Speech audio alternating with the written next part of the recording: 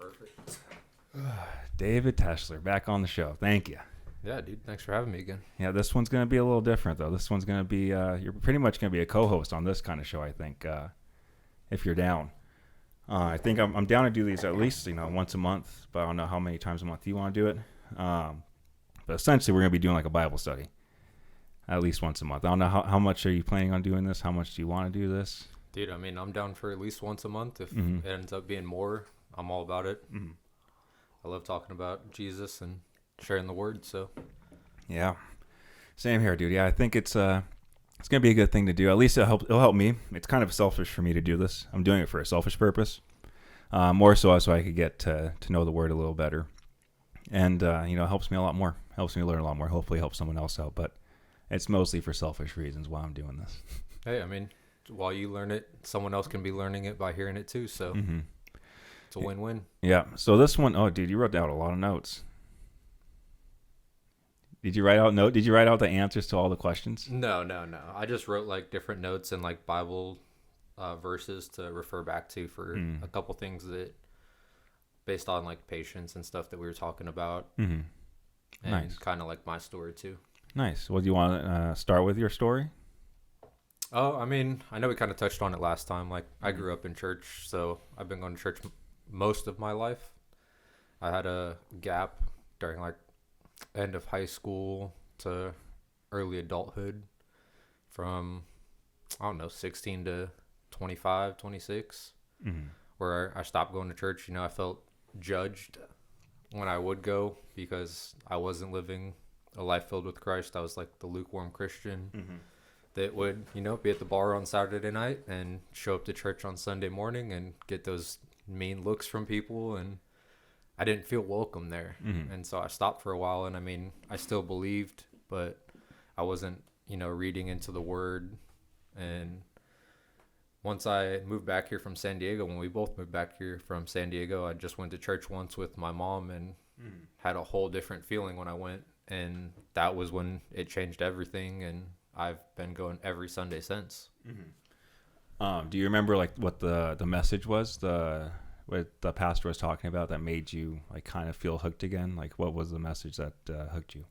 So I don't think it was the message because it was an Easter Sunday. So I mean, it was the classic Easter message of Passover and him rising again. But what was different is this church didn't look at me in a different way. And even though I wasn't living the same life that I did at that time, like I felt welcomed right away. Like I felt like I was a part of it. I felt like I was a family there.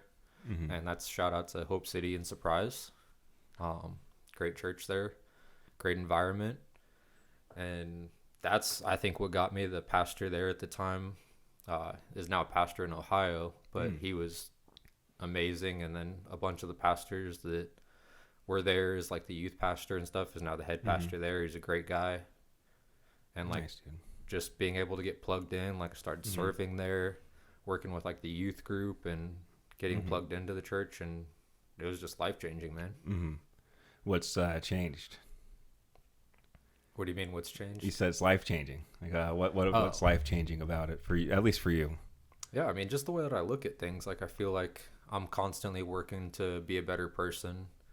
I focus my mind on godly things. I look at life a lot differently rather than focusing on things that make me happy in the moment and feel good in the moment. Now I'm trying to live out my life the way God intends us to through the gospel. Well, I guess it goes to the first question then. What is God, or who is God to you? I mean, God's the creator. He's the all-loving. He's perfect in power.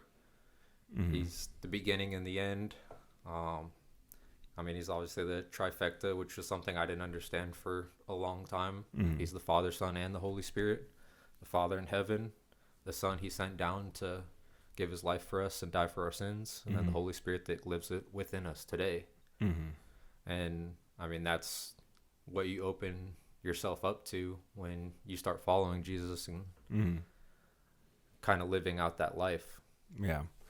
Yeah, I guess I'll go into my story a little bit before we actually go into all the questions, because there was like 5 different questions. I'd love to hear it. My story is not that much different than yours, though. Like I grew up in church. I went to a Catholic school for like preschool to 2nd grade. I started a food fight my preschool year, and yeah, they didn't like me there. Bunch of nuns. I got one nun to tell me to shut up, which was a big accomplishment for me. And then so I grew up in church. My mom was kind of off and on in church, so I think from like 5th grade till my sophomore year, I didn't go to church too often. And then once we moved back out down here to Peoria area, we started going back to church. I was forced to go to church. My mom made me go every Sunday, which is good. I'm glad she made me go. We went to Destiny Center International. That was a good church. I learned a lot from there. But then the same thing as you. As we got older, I started partying. Didn't start partying until I was 18, but once you start, you feel like everyone's judging you, especially when you're partying. You go to a smaller church. I went to a smaller church, and I just felt like people were judging me. I'd go in there hungover all the time, smelling like alcohol. Probably just slept for 2 or 3 hours, still had the tequila on my breath. So, I kind of went away from church. I think I told you this last time. I was looking for reasons why God and Jesus wasn't real when I was in college, from like freshman and sophomore year. And then, I just said, fuck it. I'm just going to go back and, see what it's like. So I went back to Destiny Center, started going again with my mom. And then Monica and I met, and then we started going to a different church, Love International. And then, I don't know, it's kind of weird. I switched churches, and I feel like I was like born again. Like I was born again at Destiny Center, and then I switched churches to a different church, and I feel like I was born again. And, like, this is my place. I did go to this church a lot growing up. My grandma has been going there, I don't know, for pretty much my whole life. She's been going to that church. So I'd hang out with her when I'd grow up, go to all the kids' classes with her, go to church with her all the time. So I just kind of felt like going back home, going there. And yeah, all the pastors there are just cool. And I just love the worship and stuff. So my path to God and Jesus is, not too far off of the way you went, just going back and forth, in and out, kind of 1 foot in, 1 foot out the door. But just same thing as you. Once I found, putting both feet in, it was way better feeling, way better. I feel more accomplished doing things now. My life feels like it has much more purpose. And same as you, I look at the things a lot different. I try not to get as angry. I try to, listen to the Bible, practice this as much as I can. I'm not perfect. I get angry all the time. So today I got angry at an old lady. She wouldn't turn left, and she wouldn't turn left at a red light. The light was turning red, and I was like, dude, you got to go. I'm in the middle. So I was honking. I was a little angry. But, working on it. But the same thing, just working on being a better person. And this has helped me out a lot. All the wisdom in the book. And just, I work harder now. Before I wasn't working as hard. And when I started reading and I actually follow the word, it's just kind of eye-opening. There's a lot of stuff in there. It tells you, like, you better work hard if you want to get what God gives you. Like, God's not going to give a lazy person anything, because he's not going to trust a lazy person with anything. Like, I wouldn't trust a lazy person with $1,000. Like, what are they going to do with it? And there's a bunch of stories in there. God gives people whatever with money, and then they, there's a lot of stories. But I'll go into the first question, like what God means to me. Like, what is God? In my opinion. So I think Jesus and God and all this is ancient religious text. So even before the Bible is written, I think it's ancient prehistoric stuff based off of like Graham Hancock's work and the stories that he tells in the show Ancient Apocalypse. I don't know if you've ever seen it. No, I think he talked about that last time. Yeah. He kind of touched on it. Yeah, so essentially he talks about, a guy in a beard showing up whenever a catastrophe happens. And it's got me thinking, like, all this correlates. And then I don't know if I brought up Billy Carlson last time, but he talks about the Anunnaki and stuff and how they came, and even if they are real, and Jesus was an alien, quote unquote alien. They even believed in a higher power, a higher creator, and there has to be a higher creator to make all this flow. I know we touched on this last time, but it's just so crazy how everything works in such unison. We need all these animals to live. Everything works off each other. It's a give and take kind of thing. We need predators. We need prey. We need all that in order for this world to go around.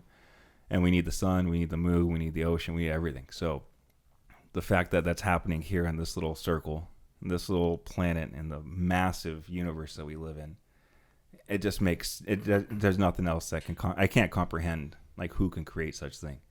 So I think it doesn't make sense that we could live in a simulation. That's how this happened. Bam, the game turned on. And now we're here. But other than that, like, this is a creation. Like, something created this. Something had to create this. So, it had to be God. It didn't just happen out of nowhere. So that's what God means to me. I guess we go on to the second one now. So we have a few. So just a little backstory. We have a few questions that we're going to go over, and then probably get into some verses if we have time. Yeah, I don't know if we'll have time because, like, now that I'm thinking about it, just off hearing like your testimony and stuff, and like comparing how similar they are, if you don't mind if I backtrack a little bit. I don't care. Like, I feel like a lot of people have our story, man. Mm-hmm. I hear this kind of testimony all the time. Like, that's how it starts, I wasn't living a perfect life. I was doing this and that, which God doesn't necessarily approve of, but still going to church occasionally or not at all even. Yeah. And felt judged.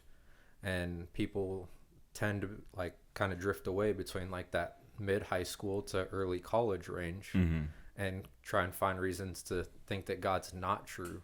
And like that made me spark. I was like, I wonder why that is. Like, why do you think that so many people fall away at that age? And then even I know a lot of people that believed fell away during that time and like even completely became atheist. And then as they got out of that phase, they believed again. Like, why do you think that is? Yeah, I think it happens mostly in men, though. I think I kind of know who you're talking about when that story. But I think it happens mostly in men that do that because I think we're so prideful. We could do it ourselves. Like, who's a God? I could do this. I'm successful on my own. I don't need anyone else's help. I could do this myself. I could, if you're a young guy, like when I'm 16, trying to think back when I was 16, I wrestled, so I thought I was a badass. I was like, no one's going to fuck with me. Like, no one's going to fuck with me. I could do this myself. And I believe in God, I believe in Jesus and stuff, but as I got older, it got more and more cockier, more and more hard-headed, and more testosterone flowing through my body, and I just thought I could do it all by myself. And then, I won. It sounds bad, but I think I wanted to sin, like against the, whatever the Bible said. I wanted to do those things. So I think that's why I probably drifted away, because I wanted to party. I was 16, I wanted girls. So, in the Bible it says you really can't do that. I was like, well, if I don't read the Bible, then if I don't go to church, apply to me? Yeah, if I don't go to church, it doesn't apply, and it does. It does apply. It is better if you just have one person. Way better. But yeah, I think going back to your question, I think it's just we're hard-headed, testosterone-filled men. I don't know about too many women that do that. I was gonna say a transgender joke, but. Maybe not the place. Yeah, maybe not the place. I just don't know too many women that drift off. I mean, maybe they do. If they're I feel like if women are believers, they'll believe pretty much the whole time. But I see it happen mostly in men, that they come and go. But then when they come back, they're all in, if they do come back.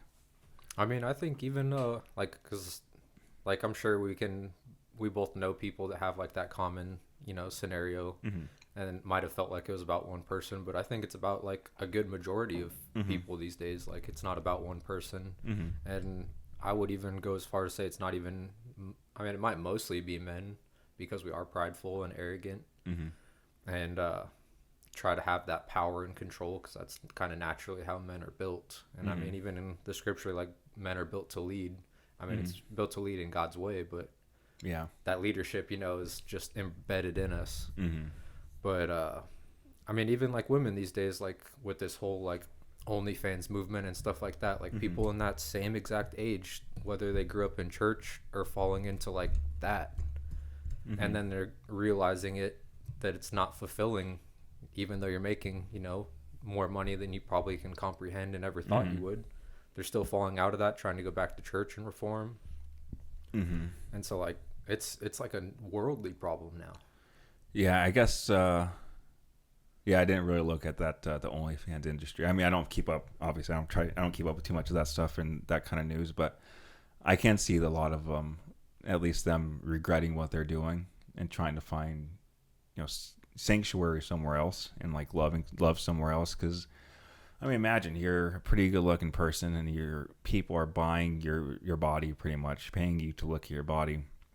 Probably makes you feel amazing at first, and then probably gets you probably start feeling like shit after a while. I don't know how they feel. I'm not good looking enough to do that, so I could see that happening too. going. A lot of people are going back to Jesus. And it is a cool movement that's happening. People are starting to go back to church. People are coming back, and I think it's what's happening in the world. Everything that's going on.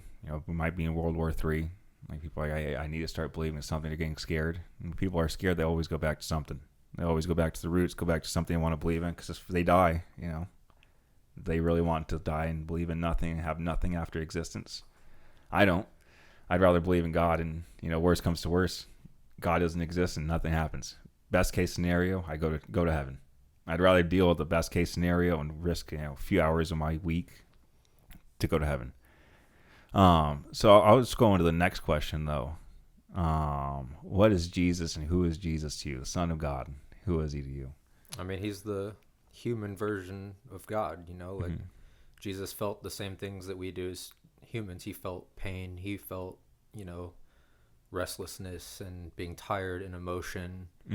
And he lived out on earth the persecutions of non-believers and even believers. I mean, believers are the ones who persecute him at the end of the day, and led him to that. So I mean, he's the ultimate sacrifice for the imperfectness of us as people. Like, we were created perfectly in God's image, and then Adam and Eve, Eve sinned and brought sin into this world, and now sin will forever be a part of this world until God comes back.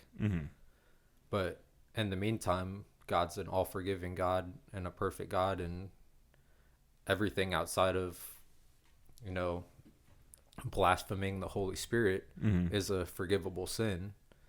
And that just shows like how much love he has for us, that in our imperfectness that we can make mistakes and learn and grow, and he uses those mistakes to develop us and even call us to him. Like, I don't think if we went through certain things that we did in our own individual lives that we would have felt God's calling and that necessity. Because if we were rich, wealthy, happy, and all that, why do we feel like we need to go to church? Because we feel like we have it all. And I feel like that's the world trap. Yeah, it is a trap to get stuck in. You start worshiping, quote unquote other gods. You could consider money a form of a god. In the Old Testament, they would just build shrines of cows. I think that was Baal. They named it. That one was Baal. So yeah, they just make shrines of cows, and they started worshiping something else. And I think the same thing. People start worshiping money, a little fictitious piece of paper that literally it only is meaningful here, and it's only meaningful if someone else thinks it's meaningful. So yeah, what do you think about when people would say Jesus' name isn't Jesus, and like he'd be mad if you didn't call him like by his real name? Like, what do you think about that? What do you mean if he didn't get called by his real name? Well, because people say they say that his real name is like Joshua, and now people are calling him Jesus. Like, it's not his real name, quote unquote his real name. People, I heard this from Brad Lee's podcast. He said, I would be so pissed off if someone called me, Tim, didn't call me by my real name. And, how do you think Jesus would react if he came down here and we were calling him Jesus instead of like Joshua? I mean, Jesus has a lot of names: Yahweh, Yeshua, Jesus of Nazareth. So, I mean, if we're all referring, obviously this is all speculation. There's no real answer that can be proven. But, from my stance, I think as long as our eyes and our intent is on him and not other idols, and replacing anything with that in reference to Jesus, then I would imagine that, that it's not something that he would focus on, because we're still focused on him and being called to him and following his words. I'm going to reference a movie, X-Men. I think it's Apocalypse. And have you seen X-Men Apocalypse? The blue guy, he comes out, pretty much tries to destroy the whole world. He makes X-Men stronger. He's like the original mutant. But they bring him back to life, and then this person's like, what do we call you? He's like, I've been called many names. And he said Raw and all these other names. And I thought about that. I was like, God or Jesus probably wouldn't give a shit what we call him. He's so much more powerful than us. We're little ants compared to him. Our best person, our highest, we could create someone with all the CERN, or not CERN, all the CRISPR DNA we want, and make the perfect human, the best human we could possibly make. And that's the lowest level of Jesus's power. And I don't think someone with that much power would care. Personally, I don't think they would care. I only brought that up because that was always a question of mine, like what other people would think. Like, how would you feel? And it pondered on me for a while because I heard Bradley say it the first time. Like, damn, dude, should I just be calling him Yahshua all the time? Like, am I messing up? Like, because I'm calling him Jesus? And then that literally popped up last week. I was like, that dude Apocalypse said this. I learned it. I got it from a movie. I was like, I don't think Jesus would care. I don't think God would care if we call him a different name, whatever his name is. Yeah, I don't think they would care. What do you think about like all the mono religious religions like Muslims, Mormons, and all the other ones that believe in just one God? Do you think we all believe in the same God, or do you think we all believe in different gods but worship, kind of the same? Because we all are all monotheistic. We all believe in one God. Is it the same God? And just believe in a different carrier who brought the message, like Joseph Smith, who found the golden tablets, or Muhammad, the faceless guy Muhammad, who brought the Quran out, or is it like Jesus? And there's other ones like Buddha. I don't know if Buddha is monotheistic. They believe in a Buddha, so I assume it's monotheism. Do you think we all believe in the same God, or is it all different gods? I mean, I think there might be a little bit of overlap. I don't think it's necessarily the same. Because, I mean, I believe Mormonism was found in, like, the late 1800s. So, I mean, this goes back to the beginning of time. Through multiple authors, through multiple different regions, through multiple different time frames, compared to something that was discovered in the late 1800s, when civilization and worldly events have been happening and around for a long time. I mean, as far as like the Quran, I believe like that's a lot of just like the Old Testament, and that they just don't believe in the New Testament. Isn't that right? I believe, I'm not too sure, so I'll probably get, if this is a clip that ends up being clipped, I think Muhammad ended up doing some other stuff after Jesus, because they believe in Jesus, and then they believe in Muhammad, and Muhammad came after Jesus, and he gave the Quran, which is their word that they abide by. So he's after Jesus, but they still do believe in Jesus and all the other people before him. They believe in Moses and all that as well. So that's why they're like the most. I'm more curious about them than probably any other religion, because they're more correlated to Christianity. But then yet again, we're so far away from each other.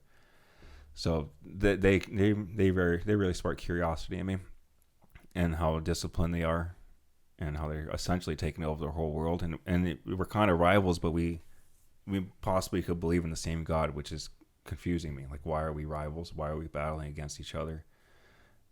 So yeah, what do you think about that? Like the Muslims and Christianity, like correlation. Do you think we believe in? Because that's if we believe in the same God, then we shouldn't be hurting each other on both ends. I mean, that goes back to when Jesus was here. Who was the biggest non-believers of Jesus? Do you know? The Jews. The Pharisees. Yeah, the Pharisees and the Jews. Yeah, the Pharisees, the prophets, the ones that are supposedly preaching the law of Moses and trying to enact that, and are the holy ones of that time. They're the ones who didn't believe Jesus in the flesh in front of them performing miracles. They're the ones that ultimately called for his death. And it's like, you had the Son of God in front of you doing all these things that are impossible, raising Lazarus from the dead, curing the blind, curing leprosy, and I mean the countless other things that he did. And they still denied him, and they still didn't believe. And like, what would someone have to do to convince other people when you can physically see that? Like, now we live in a world where those kind of miracles don't exist. Like, there is miracles that we overlook, people being healed from uncurable cancer, the power of prayer. I mean, I think the most recent, like, biggest world event of prayer shown was like that whole Damar Hamlin thing a couple years ago. like I've never seen people post like praying for DeMar Hamlin and Mm-hmm. all this. Like, man died on the field, and all these prayers, and he's playing football still now. Mm-hmm. And like, I think that was like a miracle in itself of God showing like the power of prayer and faith, Mm-hmm. because faith is the ultimate like calling and thing that God presents in front of us Mm-hmm. to have these miracles happen. And I believe it was Matthew. There was a centurion, one of the Roman leaders, and he had a servant boy that was sick. Mm. And I mean, obviously the Romans didn't Yeah. have a, big caring for Jesus and Yeah. all that, but he witnessed the miracles that happened over in Jerusalem, and he came to Jesus and said, like, I know your wonders. I've seen your works. I know that just by the word of your mouth, you can cure him. And like Jesus said something along like, your faith has made me well. Like, I could probably find it honestly pretty quick. It's in like Matthew. I Yeah. want to like butcher it because it's such an amazing. Yeah, I know. He says pretty much your faith has like healed your son. Go back and you'll be alive or something like that. Because I think his son was dead, or like on He the was brink. dying, Yeah, yeah. on the brink of death, and then he. Yeah, it's a good story because he does bring it up and talks about having faith in God. Did you find it? Yeah, he said What is it? What is it? it's Matthew 8. And Matthew 8:8. Nice. And I'll let you get there. Alrighty. Yeah, we're good. Or I'll just start at Matthew 8:5. There we go. We're good. It says, and your translation is going to be a little bit different. Yeah, I know. We're gonna be pretty close though. Now, when Jesus had entered Capernaum, a centurion came to him, pleading with him, saying, Lord, my servant is lying at home, paralyzed, dreadfully tormented. And Jesus said to him, I will come and heal him. The centurion answered and said, Lord, I am not worthy that you should come under my roof, but only speak a word, and my servant will be healed. For I also am a man under authority, having soldiers under me. And I say to this one, go, and he goes, and to another, come, and he comes, and to my servant, do this, and he does it. Jesus said, when Jesus heard it, he marveled and said to those who followed, assuredly I say to you, I have not found such great faith, not even in Israel. And I say to you that many will come from east to west and sit down with Abraham, Isaac, and Jacob in the kingdom of heaven. But the sons of the kingdom will be cast out into darkness. There will be weeping and gnashing of teeth. Then Jesus said to the centurion, go your way, and as you have believed, so let it be done for you. Mm. Like, that's the power of faith right there. Someone that didn't even follow Jesus Yeah. in front of his disciples, Mm-hmm. knowing what he can do. Yeah. Bowed down and pretty much gave the servant's life to God. Jesus had the faith in him. Yeah, I think. Yeah, but like kind of going back to like the Muslim stuff. What do you think? There's like a lot of. Do you think we believe in the same God? I mean, I'm not too familiar with, the whole Muslim religion. I know there's a lot of extremism in some portions. Mm-hmm. I mean, there's extremism in, every type of religion, I guess. Mm-hmm. But if I'm remembering correctly, I believe a lot of their faith is in the Old Testament, and then they have a different version of what we look at as the New Testament. Mm-hmm. And Yeah. like the Old Testament, is pre-Jesus, and New Testament is Jesus's life. Mm-hmm. But even in pre-Jesus, though, isn't that still the same God? Because in the Old Testament, it's still the same God. He just warned that he gave notice that Jesus was coming, the Messiah was coming. So essentially, you still believe in the same God, but not the same like prophet. Then the same Messiah. That's weird. That's a weird thing to talk about. Because if you don't believe in the same Messiah, but you believe in the same God, do you guys go to the same heaven? Like, are you still the same believers? Because it's all basically, do you believe in the same God? Do you believe that there's the same God out there, the creator of everything?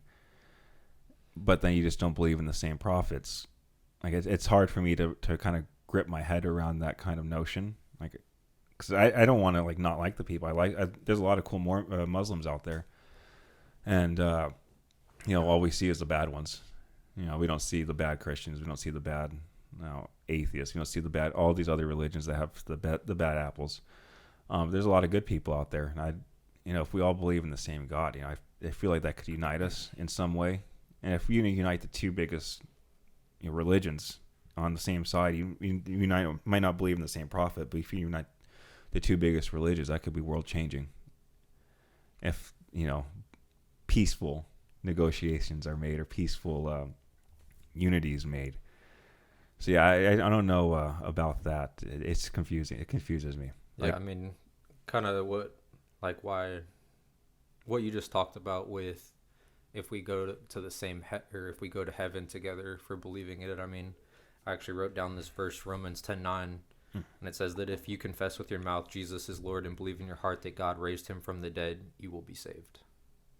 Mm-hmm. So it's still hard to answer that question, because it's saying that you have to confess with your mouth that Jesus is Lord. Mm-hmm. So I think we have to believe in the same Messiah. But it's not like they don't believe in Jesus. They believe in Jesus. They just believe someone came after Jesus, like another person. Muhammad came after him. So then that's where it really confuses me. Like, damn, I don't believe in Muslim. I'm still reading this. Shoot, I haven't even I'm not even thinking about the Quran. I know this one back and forth. So, they still believe in Jesus. I just watch podcasts with other Muslims, like head Muslims people. There's one on Lex Friedman's podcast, and he talks about the correlations, how they believe in Jesus and all the other stuff. So then, if they do believe in Jesus, they do what if they do? I don't know if they believe that he came back from the dead. Maybe they did. I don't know about too much of that. But if they do believe in that, then isn't that essentially the same thing? Yeah, I mean that's. I know we are not. Hard. I know we're not scholars. Yeah, I mean I wish I understood and was at least more knowledgeable about the beliefs and other religions in the Quran to speak on it a little bit more. Not that my opinion makes any difference, but just to kind of compare, I just am not as familiar. Yeah. Well, that's like you said, I'm trying to understand this, and this is a lot to understand on its own, because a lot of this is parables, hyperboles, metaphors. Jesus speaks in very complex ways to paint a picture for us, and that takes a lot to understand it on its own. And I only bring that up because then I think of people that don't go to church. They don't consider themselves Christians, but kind of they go to church on Easter, the major holidays that they have to go. They have quote unquote have to go to, but they go to Easter, Thanksgiving. I don't know if Thanksgiving. They go to Thanksgiving and Christmas. They go 3 times a year. But they believe in Jesus, but they don't follow the word. Do they still get the same? Do they still reap the same benefits? As we do, going to heaven and stuff. But they don't, follow it as much as we do. They don't read the Bible, but they still believe that Jesus died for us. They go to his Easter service. They believe that he died for our sins. They know the whole story. They know the whole thing. Do they still get to reap the benefits, even though they don't get to go to church all the time? They don't read the Bible. They don't have a relationship with God. They don't have a relationship with Jesus. Do you think they still get those benefits of going to heaven? I mean, I do think they still get the benefits of going to heaven if they truly believe that God sent his son down to die on the cross for our sins. Mm-hmm. I don't think that you have to go to church to be a believer, but I do believe that if you have a true relationship with God and Christ, that you'll want to dive into the word more. You'll want to be in community, because God's all about community. Yeah. And so you could, have your own relationship with God and still believe, but as that grows, naturally, you'll want to read this. You'll want to learn more. You'll want to be around people that are like-minded in that sense. And because I was one of those big people that always preached oh yeah, you don't have to go to church to be a follower of God. And it is true. I still stand by that. But once I started going, I wanted to read this, and I still read this every day. Yeah. And I've already read it front to back, and now I'm doing it again, and I'm going to keep doing it because I still don't understand a fraction of it. It's a lot. It's very confusing. So what does the Bible mean to you? What is it to you? I mean, the gospel is the good news. It's the promises. It's the history, the evidence that has happened from the beginning of time to now, and still to come. Mm-hmm. One really cool thing, this is the big portion of the notes that I wrote down because it's not something that is in the Bible, but a physicist actually did a calculation on all the probability of the prophecies that the Bible has being fulfilled, and it blew my mind in like this article. And I know a lot of people have done it, like a calculation like this, but it says the probability, and this is Hugh Ross, if anybody wants to follow up with that. Hugh Ross? Yeah, Hugh Ross. He did a calculation on the probability of the prophecies being fulfilled by chance or even by informed guesses. He determined conservatively for these to be fulfilled error-free would be a number greater than 1 in 10 to the 1,000th power. To put that into perspective, that would be like winning the California lottery 125 consecutive times with only buying a single ticket purchase each time, which is almost the exact same numbers winning 125 consecutive times without purchasing a ticket at all. Damn. And like the Bible has thousands of prophecies. Mm-hmm. Thousands have already been fulfilled, error-free, to the letter.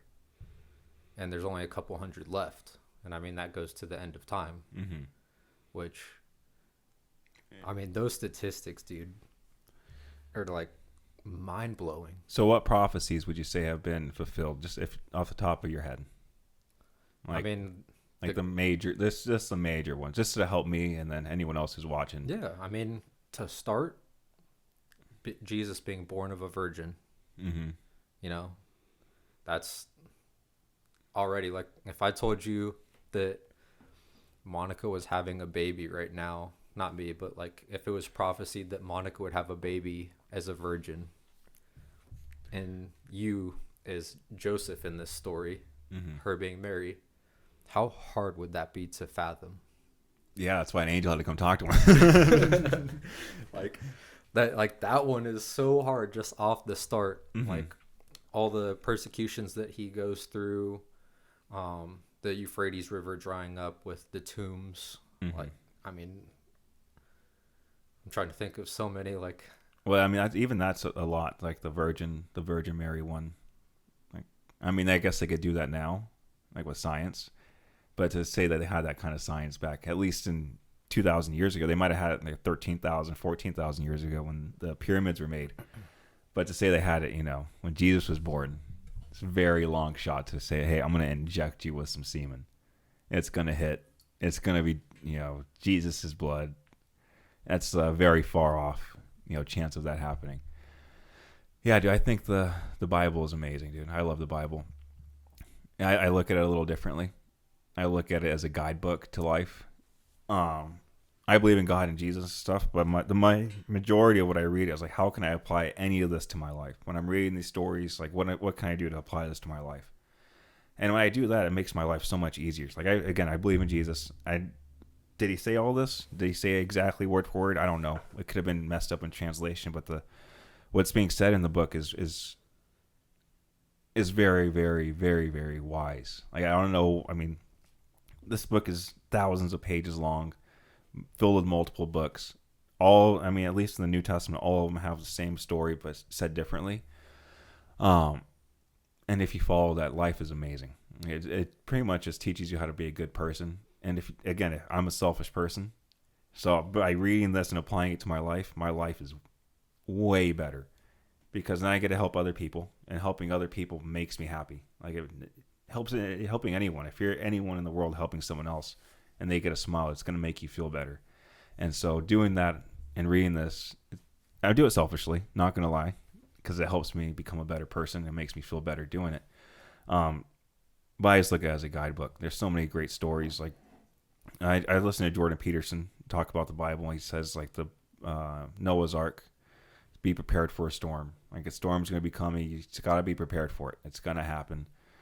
And there's like just a lot of great other stories in here. I mean, we're probably going to touch on some, maybe, depending on the time. We might touch. Yeah, we might touch on some stories, but there's so many that are applicable to at least my life and probably everyone else's life. And if you just follow the guidebook to life, like, life's going to be great. You may not win the lottery.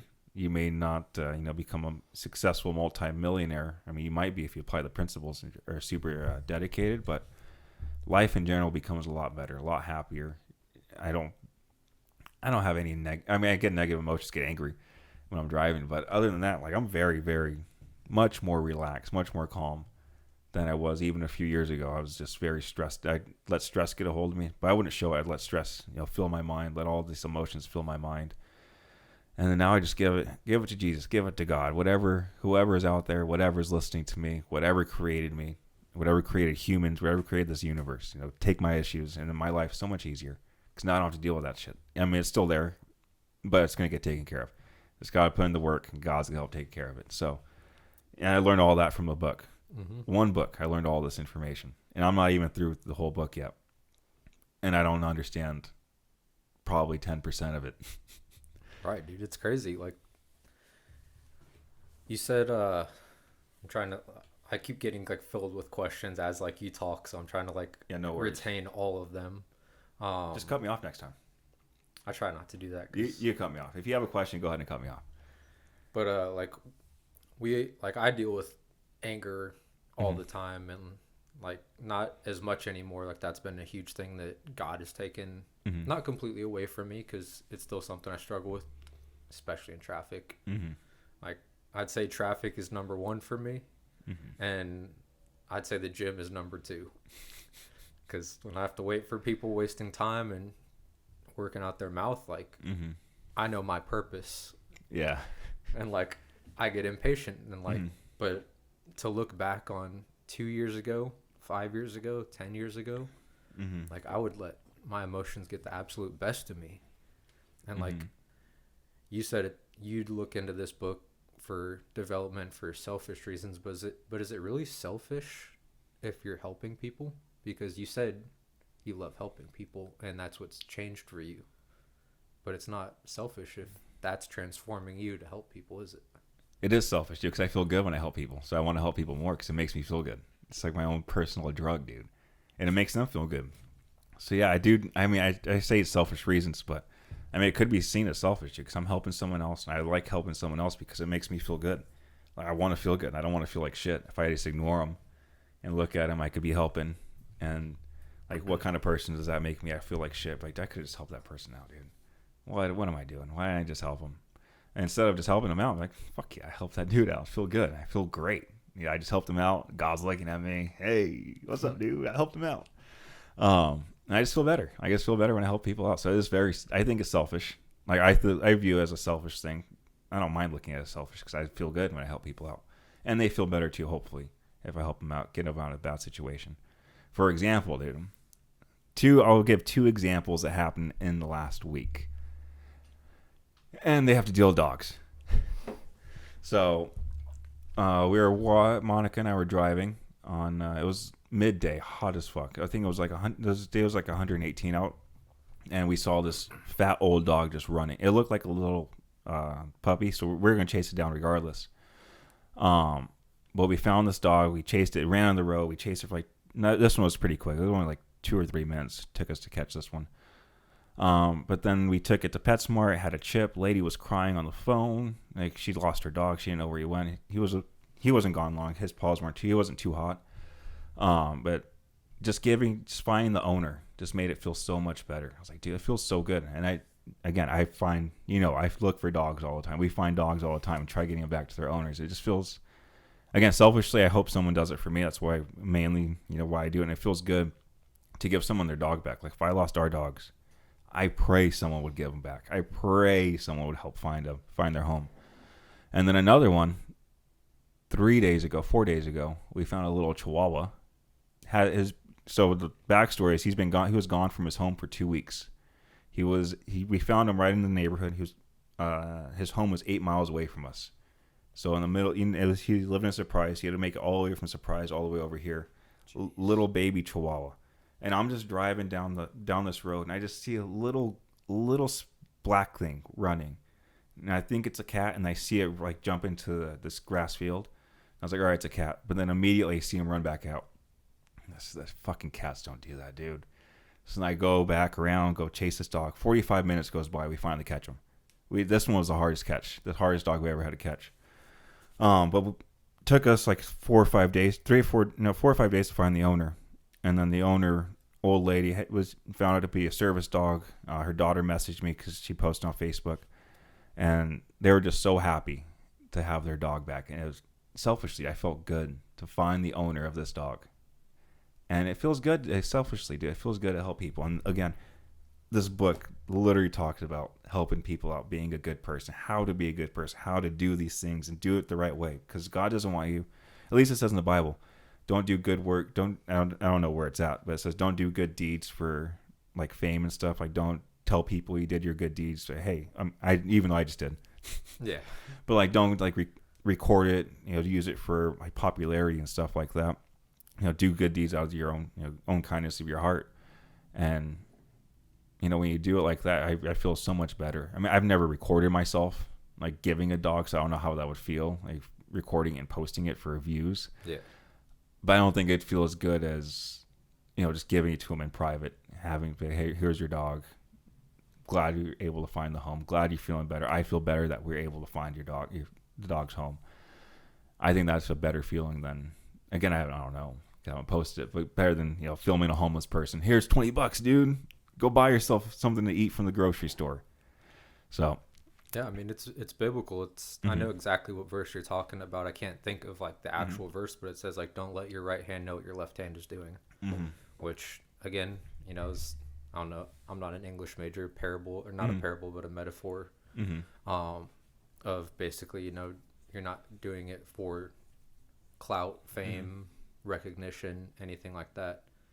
And like one thing that I think on like another level, and like I've challenged myself to slowly try and invite people more into church, because how cool would it be to be in heaven after this life and someone walk up to you and say thank you because I'm here because of you. Like I can't even imagine how, because we've saved plenty of dogs through our door knocking days. Like we would stop our whole day to chase dogs for an hour. Yeah. And like it's always a great feeling, doing that. But like I can't even imagine that level of bringing someone to eternal life and knowing God, and them coming up to you and saying thank you.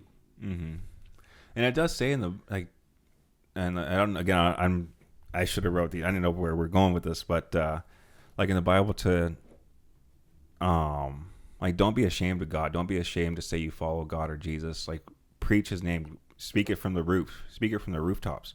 I know that's what in Psalms He talks about it all the time. Like speak, I'm going to shout your name from the rooftops. I want everyone to shout your name from the rooftops. How glorious you are. Like I'm not ashamed of following you. I'm not ashamed of you. And I think that goes, inviting people to church shows that you're not ashamed of God. I mean, us doing this, in general, showing at least to ourselves that we're not ashamed that we're following God, following the Bible, following Jesus.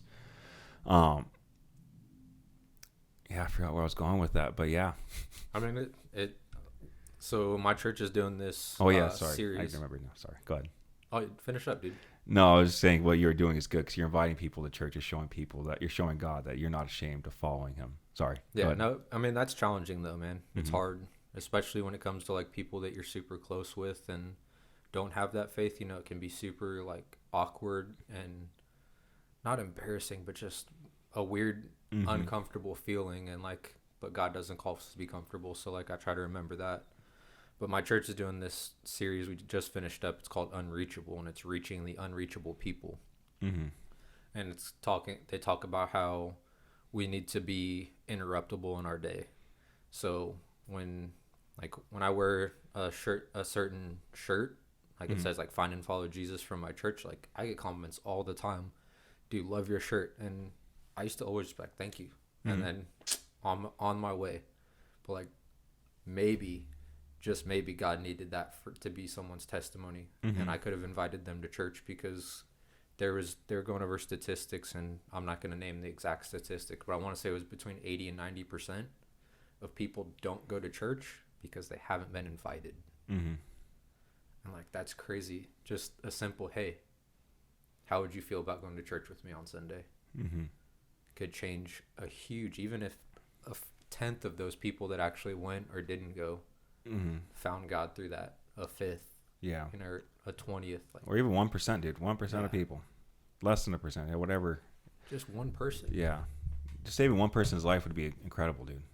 Like, just knowing that, and you won't know until the end of time, maybe not even until the end of time if you save someone's life, unless you physically saved them out of an accident or something crazy like that.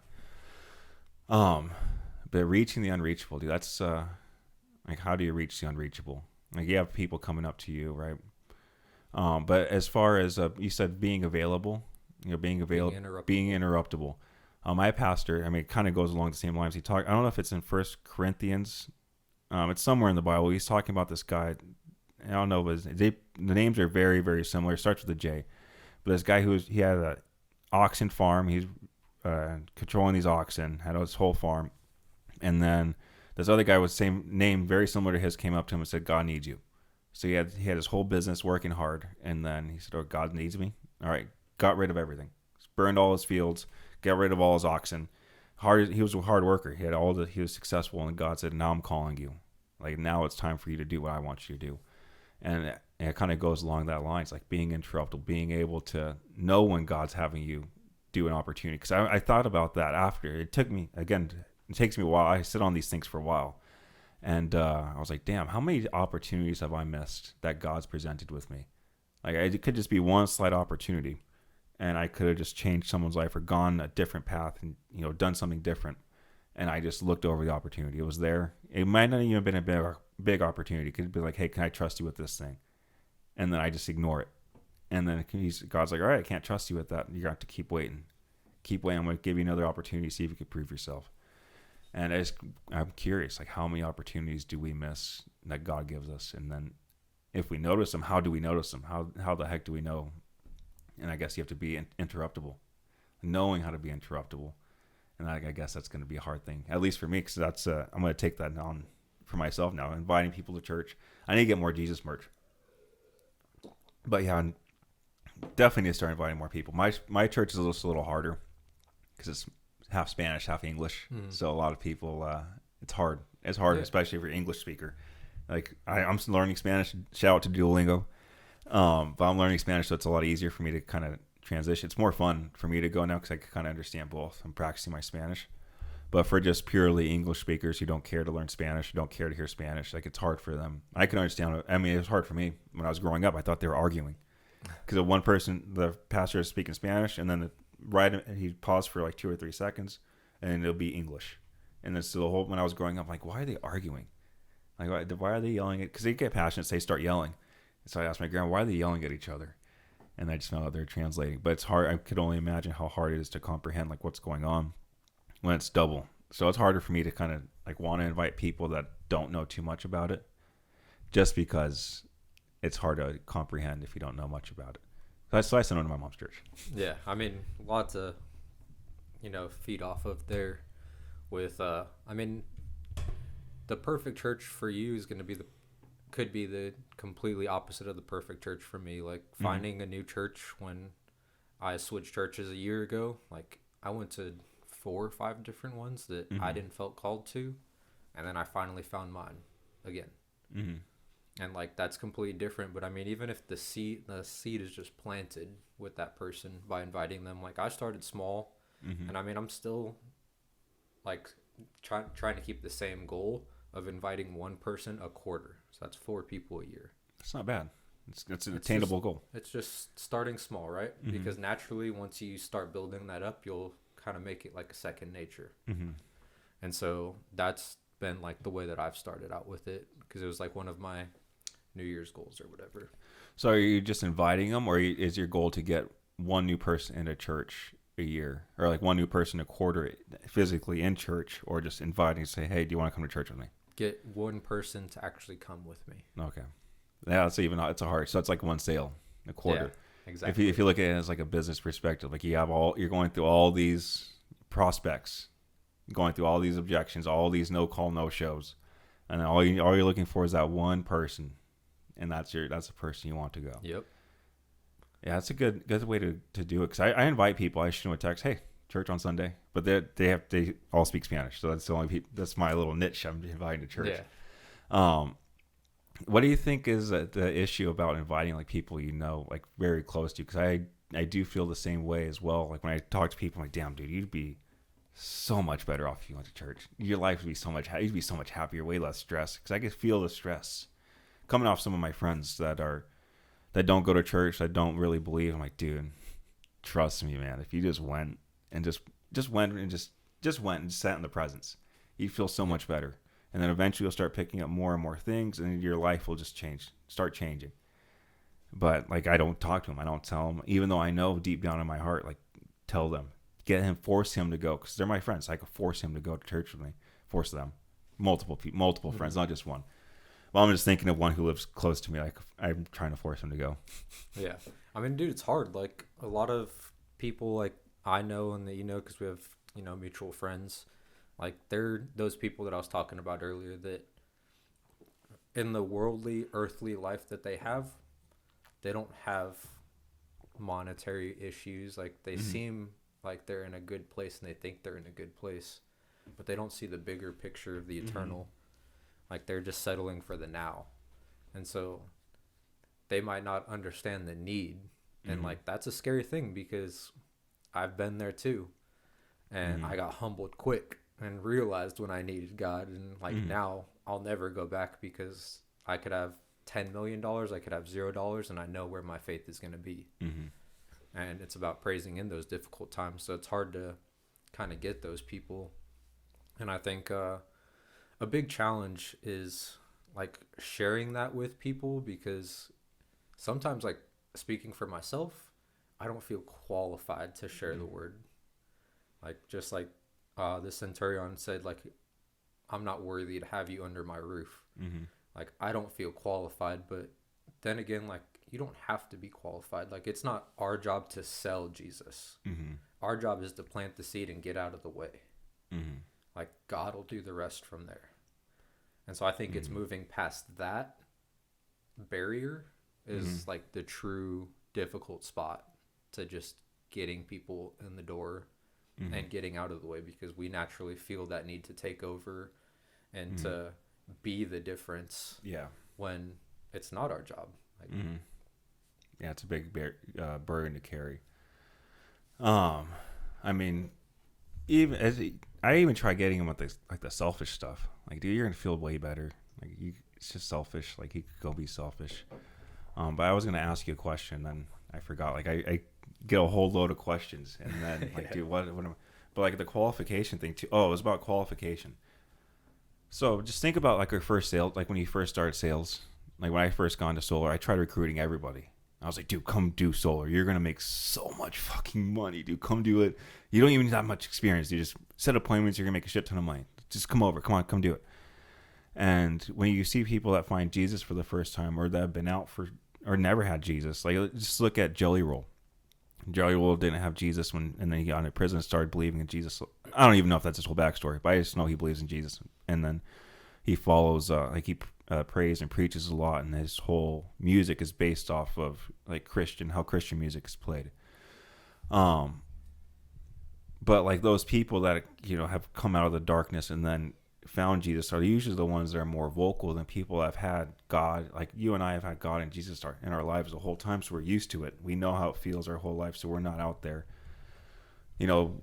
praising or trying to get people, recruit people, because essentially it is recruiting when you're getting people to go to church. And it is kind of weird that the longer you're in it, the less enthusiastic you are about getting people to go. And I think that's true selfishness, like the bad version of selfishness, because then why don't you want people to go and feel better? Like that's selfish of you to feel the only person feel good.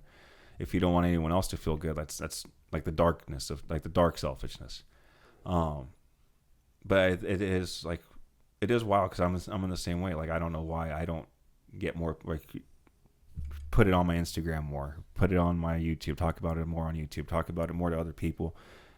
And I've been in it for so long, and I know how great it is for people to do. And I guess I'm scared to talk about it because I don't want to piss people off. Which why the fuck would I care to piss people off? Like if they don't believe the same shit I do, like who cares? We can still be friends. But then like I don't know. Like, am I afraid of their judgment?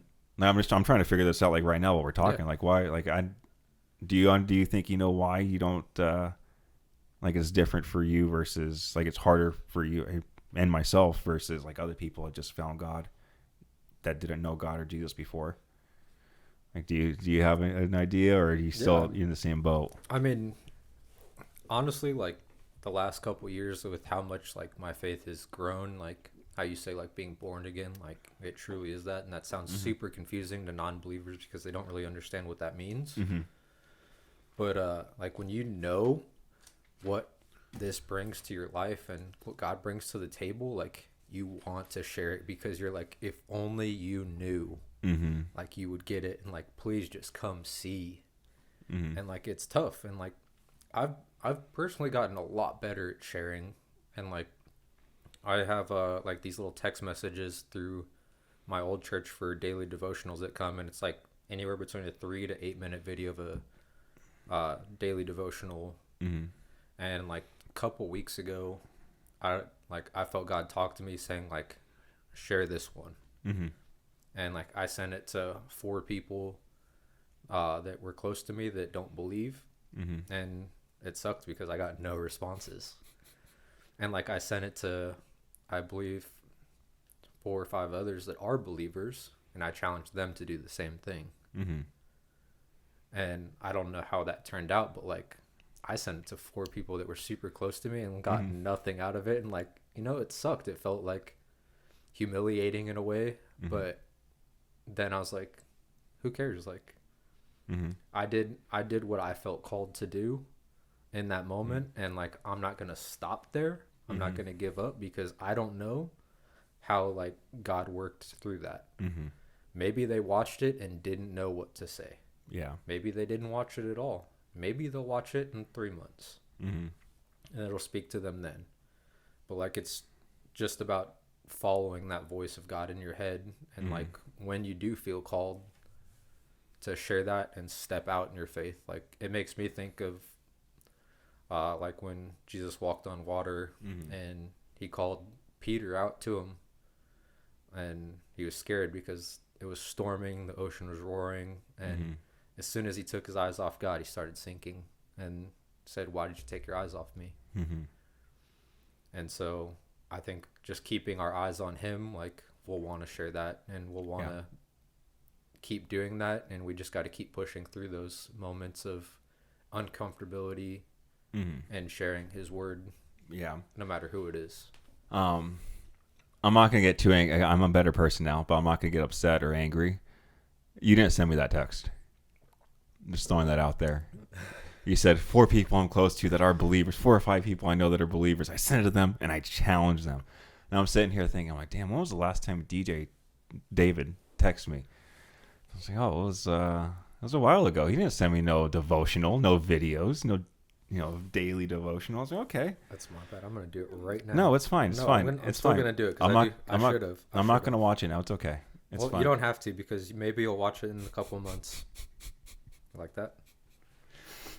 Yeah, dude. I'm a little upset, but it's okay. I'll let that slide under the rug today. I thought we were close friends. I send you Instagram stuff privately, messed up videos, and I don't send everyone these reels. So I send you. They go to you. Bro, you send Dallas the same 100 reels a day that you send me. I know this. Do you guys? Does he complain about me sending you these reels? No, we'll just be on like Xbox or something, and he'll be like, "Bro, Dom just sent me like 5 reels in 10 seconds," and I'm like, "Yep, I just got the same ones." Dude, they're funny. And I watch them all. So they're like 45 seconds apart. He just checked his phone after he died to see that. Oh yeah, it's little mid lobbies. Are you guys still playing Call of Duty? Yep. Nice, dude. Let me make. All right, I did send it to you, so whether you watch it or not, hey, bro, I'm already used to it, so it ain't gonna stop my journey and my calling. I'm gonna go into it a little bit, but like what is, because sin's in the world, but what is sin to you? I'm gonna see if I can find what it says in the Bible. What is sin to you? I mean, sin's not living by the way God calls us to be. Is, there's a lot of sin. Sin is lust, theft, murder. I mean, it can go on for forever. Idolatry, harlotry. Okay, so I'm in Romans 6, if you want to pull it up. But this is Paul, right? Paul's in Romans. So yeah, Paul's talking to the Romans right now. It's Romans 6. It talks about sin. So, and then it is, I think it's 16.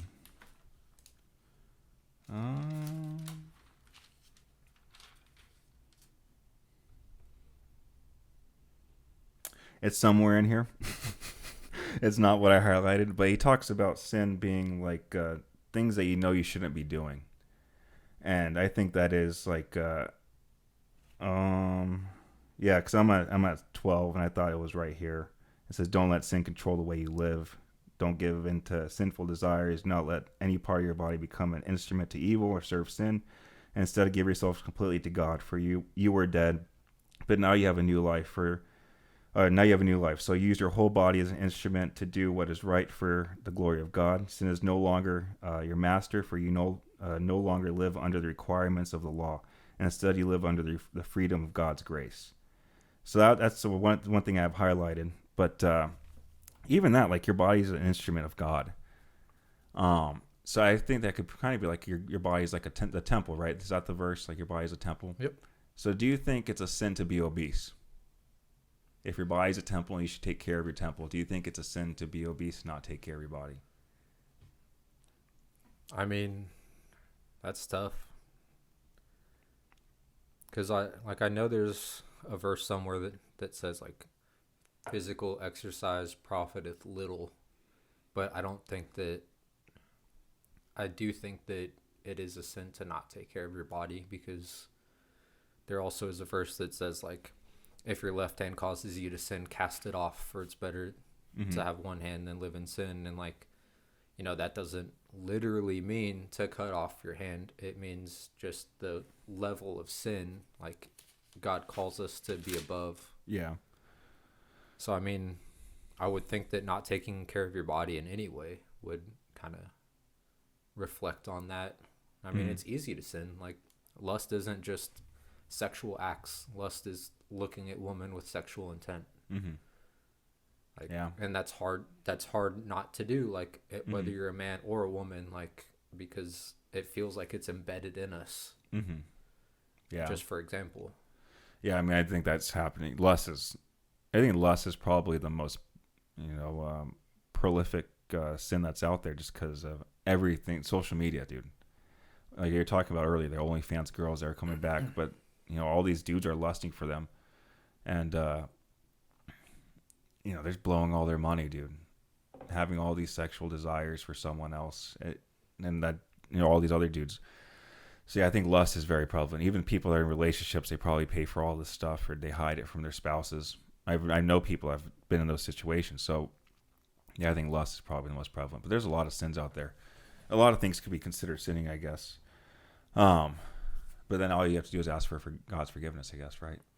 I mean, yes, but that doesn't mean, because yes, you can ask for forgiveness and be forgiven, but that doesn't mean you should have premarital sex every time knowing that it's against God, and you're like, sorry, God, please forgive me, because I know you will. Like, that's not how, like, God calls us to live. Like, it should feel, like, uncomfortable to sin in those ways, and, like, doesn't mean it's easy. It's never easy. It's hard with any type of sin in this world, because we see it in TV shows, movies, on a daily basis on social media. Like, one of the hardest things for me is cussing. That's a really hard one for me. I've been working on it. Like, I think I've done good and not cussed at all during this. But, like, being in the military, like, that was, like, practically English to me. Like, that might as well be in the nouns and verbs of just, like, learning English. And, like, that one's a super tough one for me. Anger and traffic, super tough one for me. But I'm not perfect in it. It's a work in progress. And same with every other sin. Like, it's just about wanting to be better and feeling that, like, shame and guilt when you come to that crossroad of picking between sinning and going a different way. And I think that's where the Bible makes a huge difference, because in the experiences and crossroads that I've come across when you have these tough decisions of whether it's someone struggling with like alcohol or drugs or something, it's like everyone else is doing it. Mm-hmm. I can be forgiven, Mm-hmm. but I'm going to say no and be the only one here that's not because I have a bigger purpose. Yeah. But I mean, I'll touch on the alcohol stuff in a little bit. Just because Jesus drank alcohol, he drank wine. So like, what would be the issue of drinking wine or drinking alcohol? But do you think cussing's sinning? I mean, yes, it is. Why do you think cussing's sinning? I mean, I believe it's in the Bible somewhere. I don't know off the top of my head where exactly it is. Because I don't think it's. Cause I looked this up on another podcast. I think it says the way you curse someone, like you're cursing them. Like if you say, for example, like fuck you, like a hard fuck you to someone, like I think that would kind of be like cursing someone.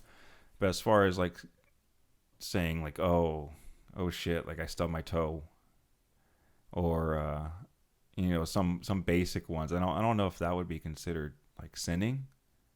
But again, I am just a fucking mere again. I am a mere human. Like I don't know if that would be cussing. Like or sinful. Like if you feel shameful in your desires, based off like how you said it. If you feel shameful off your desires or what you're doing, I don't feel shameful when I cuss. Like I don't, and unless I do it in like a very derogatory way. That's the only time I feel bad if I cuss or like tell someone off. I'll feel bad if I really feel bad if I ruin someone in an argument. Like I feel like shit. But I think that could probably be more so as a sin versus me like cussing. Did you find it? I mean, there's so many like that I'm not sure exactly like which one I'm trying to find. Mm-hmm. But I know the Bible talks about like how the mouth is like what comes out of the mouth is what lies in the heart. Mm-hmm. And the heart is deceitful. Like that's in the Bible too. And like I mean, Proverbs 21:23, those who guard their mouths and their tongues keep themselves from calamity. There's another one. Proverbs 4:23, whoever guards his mouth preserves his life. He who opens wide his lips comes to ruin. Yeah, but that's just, that one I think is more, because I know that one. That one I think is stay more silent. Like let people talk and you stay silent. All right. Because I know the power of the tongue, but if you're not speaking bad on anyone, like if I'm speaking bad, like, oh, fuck, like I'm tired, I'm going to go to sleep. I don't think that's speaking bad on anyone. I don't think that's like and in my personal opinion, I don't think it's like a derogatory thing towards me or anyone. So I think that's where I get in like another crossroads. Is cussing like bad? Because I don't think it's bad, but does God think it's bad? If God thinks it's bad, I kind of have to stop. But it's really like you said, it's embedded in my. We played Call of Duty, Modern Warfare 2, dude. Like it's embedded in my DNA right now at the moment. Like I have to pull it all, do some CRISPR DNA gene editing to get it out, dude. Take out all the Modern Warfare 2 lobbies I was in. I don't know how Call of Duty is now, but the proximity chat, I said some very gruesome things on there. That were sinful. Definitely those were sinful. I know that for a fact. I was very rude, and I probably would be very rude if I got back on. So that's why keeping my distance from the Xbox until October. Why October? Black Ops 6 comes out. Oh, okay. And it's free on the Game Pass. So I will be playing for a good 3 days straight. Zombies comes back. So I'll be back on there. No mic. So just keep myself muted or be in a private party so I don't have to cuss anyone out. All right. But as far as like cussing, I don't think that would be, as far as like sinning goes. I don't know if that is sinning. I know George Janko talks about it on his podcast with another pastor. And I think that's why he started to slow down on his cussing. And I know he wants to slow down his cussing too. I heard him talk about it, but yeah, I don't know. I don't know if God looks down. Like it's just at the end of the day, it's just language. And if I'm not hurting anyone, or someone else is cussing and they're not hurting anyone, I don't know if it's a bad thing. 'Cause like it's just fucking words. It's not unless they're hurtful. Like my grade school age is growing up. Like I was probably sinning because I was hurting people's feelings on purpose. I wanted to hurt their feelings. I wanted to make them feel like shit. And I think that's probably more of a sinful nature versus fuck. Yeah, like don't get me wrong, it's hard. Like that is probably one of the biggest struggles for me personally, because like I don't have to think about it. Like it's just part of my like vocabulary, and like I don't like that because whether it's a sin or not, like I'm trying to be a light and show to the world that I'm different because of this. Whether that is sinful or not, it might catch somebody's attention.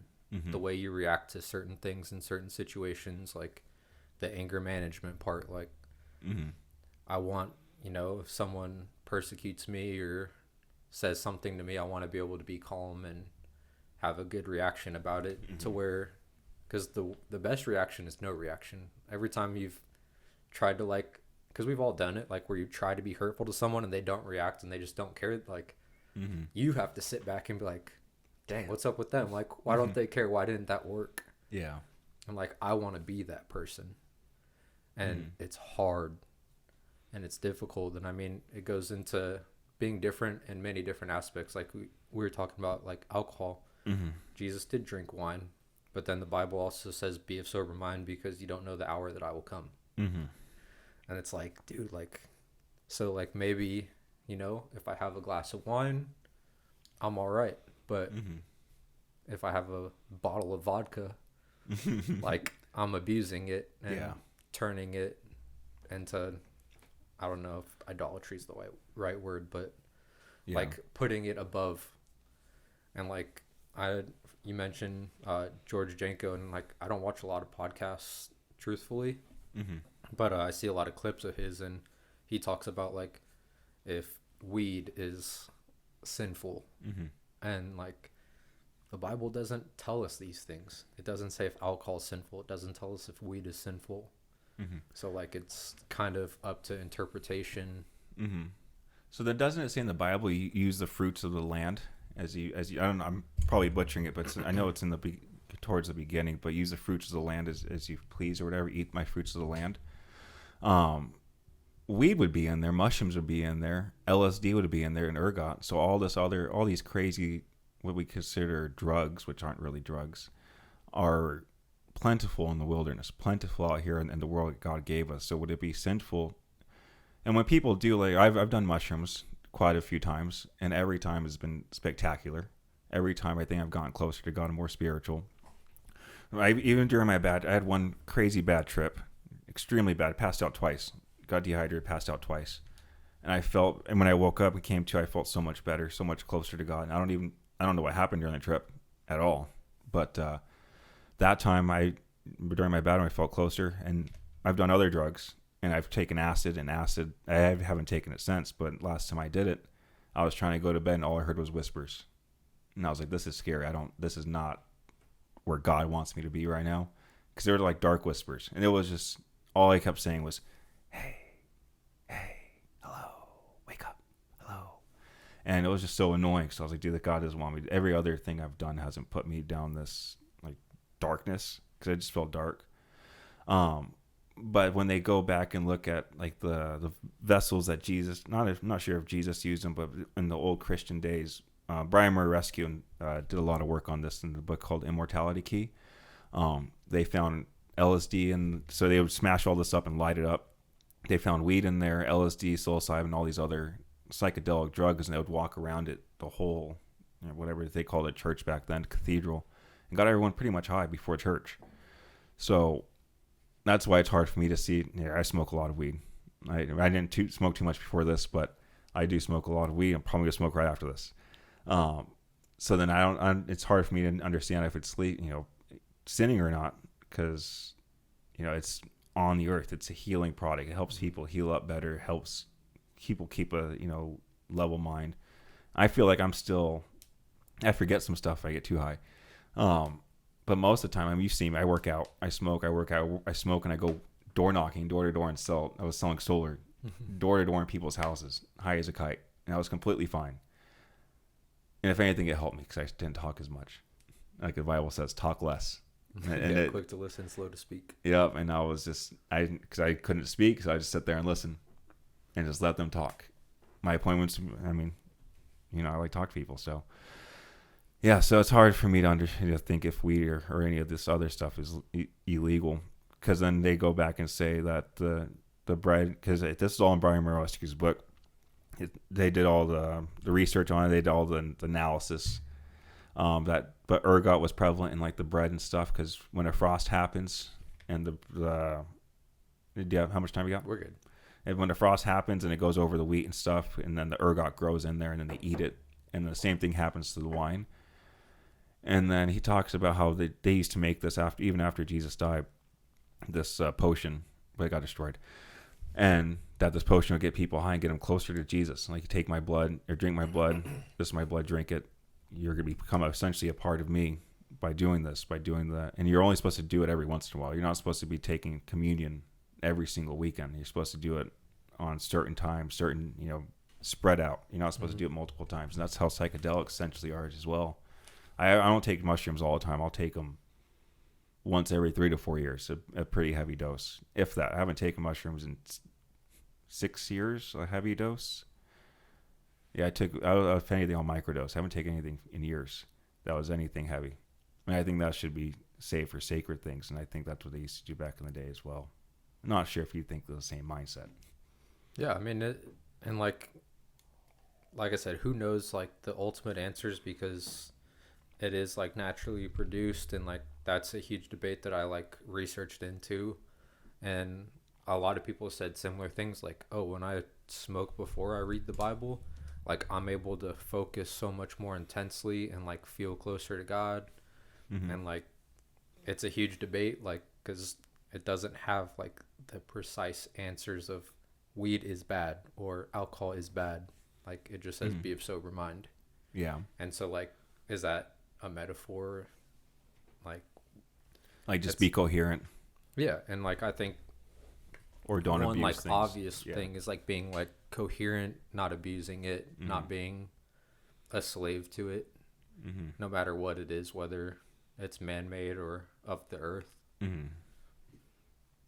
Yeah, dude. I was gonna say something about that as well, and keep forgetting. Didn't even smoke that much. I took fucking B12 shots essentially today. Yeah, dude. Sin is weird. Like, it's a weird thing. And then, I know what I was gonna bring up. Weed, dude. Weed only became illegal in like the 60s, 50s or 60s because of hemp. This guy who owned a newspaper, hemp was he owned the tree, so he owned the paper making company, the paper mills, and he also owned a newspaper. So what they started making this hemp paper, which is way cheaper. Hemp's way cheaper than all this other stuff that's out there. I'm not sure how much research he's done into hemp, but it's extremely cheap. You can make extremely durable paper out of it, and it's cheaper than normal paper. So these people started making hemp products, and then this guy, I forgot his name, he owned the paper mill, and he's like, I can't go out of business, essentially. So he put in the paper that weed's bad and put it on the front page. Then they later, the same year, they made a movie. I think it's, it has to do with weed. It's like Cannabis Crazy or something like that, but it's people smoking weed and jumping off buildings. Like, they become possessed. So that was all propaganda ploy to make weed illegal and all the healing properties it had. Because people have been using weed for there's an emperor in China that was the medical emperor in China. He came up with all these Eastern medicine pretty much. I forgot his name. But he is using, emperors way back in the day that, they were smoking weed, using hemp. And they were using it in the Middle East. They were using it in the Philippines, all over the world. And that just became illegal here because propaganda stuff. And then whatever happens in America goes all over the world. So, that's my issue when it comes to like weed being bad, is because a lot of people don't realize that the propaganda around weed was done so people can make more money without the benefits of weed being here. Because I think weed's a miracle plant. It could be used for so many things. It could be used for paper. It could be used to build a house. It could be used for medical things. It could be used for, I think it could be used for oil. And it's so cheap to make, so easy to make. And you don't even have to use the ones that get people high. It's so easy. But I think I smoke weed, so I'm a hardcore advocate. I'm very biased on this answer. Yeah, I mean, I'm not picking on anything in particular by any means, and I don't believe in the labels of illegal or legal drugs or medicine, because we call fast food nutrition when it's not. We call, marijuana illegal when it has healing properties, or a drug when it's a plant. Like, Yeah. these are interchangeable worldly things. Yeah. Or just terminology. So, like, I'm not picking on anything in particular. Oh, I'm picking on weed. I know. I know am. you're an advocate. But I'm just clarifying that, like, Yeah. I'm not saying it's bad. I'm just saying it's confusing because there's no answers. Mm-hmm. But that's the whole Bible, though. There's like not answers to everything. Like I don't know where, but Jesus tells you like how to pray, but he doesn't teach you how to pray. He's like, here, this is exactly the guidelines, the skeleton of how I want you to pray. This is the first word you have to say. You have to say something about this in the second line, second verse of the prayer. There's nothing like that. He says the way to pray is pretend like you need some sugar from your neighbor, and it's late. It's nighttime. Your neighbor's sleeping, but you need sugar, so you go knock on his door. Yeah, I need sugar. Ignores you. You keep knocking on his door. You ask, what do you want? I need some sugar. Ignores you. Goes back to sleep. Ignores you. But he says eventually you keep knocking on the door. You're going to annoy him so much he's going to give you the sugar just to get you out of the way. And that's what he says prayer is. So like, how do you interpret that? Do I just keep praying for the same thing over and over and over until God gives it to me? Or do I pray and then hopefully he gives it to me because I asked the right way, or he happened to answer the door to give me my sugar the first time I knocked, he was awake? Or do I just keep knocking and annoy the heck out of him until he gives me what I want? Because eventually he will. So like, there's a lot of things like that. Like, how do I do this? How do I do that? And they give you the answers, but you have to, it's all based off matters of interpretation. What do you think about the prayer thing? Like, how do you pray? Like, I don't know if there's like a specific thing about how you pray. Like, how do you pray for things? How do you pray for, like, is it more of like a mindset kind of thing? Or do you go for it like as if it happens, it happens. If this is where you want me to go, it's going to happen. If not, you're not going to give it to me. Yeah, I mean, I always start by, acknowledging God the Father. Mm-hmm. And I've tried to be more grateful to start out my prayers, and rather than asking for things, thanking him for things. Thank you for the roof over my head, the food in my stomach, this bed to lay in, like the job that I have the opportunity to go to. And then I've also, it's hard not to ask for things, but I've tried to rephrase it to, if it's your will. If it's in your will, then this. Because we can ask him for $1 million every day for the rest of our lives, but it doesn't mean he's going to get annoyed and listen to us. Like, because if it's not our will to have $1 million, for example, then we're not going to. And whatever that may be, and that's it's a tough pill to swallow when you consistently ask for something and you don't get it. Yeah, especially because, like, it says in the Bible, like, if you have faith in what you ask, it will be given to you. Like, ask and you shall receive. And it's well, Lord, I've been asking. Yeah. Search start knocking, the door will be open. Search and you'll find. Yep. Ask and you shall receive. Yeah, and I'll be asking. I play the lottery every Tuesday. Every Tuesday, Lord, give me Mega Millions. Yeah, like, it's tough. And, yeah. Like, it's hard to understand, and it's hard to, I guess this is like kind of a transition into what we were talking about, or what we're potentially going to talk about with patience. Like, it's so hard to be patient with things and be patient with God and, like, keep a strong faith when, like, God, I've been doing what you ask of me. Like, I've been, reading in your word. I've been praying. I've been trying to be better. I've been this, and, like, I'm still struggling with this. I still am asking you for that. And, like, you're not hearing me. And, like, obviously God's timing is perfect, and, like, we'll never understand, and there's always a later on answer. But it's hard to be in that time of waiting and be patient and be understanding and be faithful. Yeah, the Psalms is written by David, right? Even he was a king. He's one of the wisest kings out there. Talks about, crying out, I'm calling for your help. All these people are bashing me. Why aren't you here with me? Where are you at? I'm pleading for your help. Come help me. Come help me. And Yeah, dude, he cries a lot for God's help, and he answers his prayers. He talks about his prayers being answered. Always thankful. They almost always start with "Thank you, Lord." Let's praise the Lord with all your heart. But they like all my enemies surround me, Lord. Help me get away from my enemies. But there's always parts in there. He's pleading for help, and God, he was one of God's chosen kings. So, like, he gave him all this wisdom, and even though he was, chosen to be a great person, a great leader, he still was praying and pleading for things too.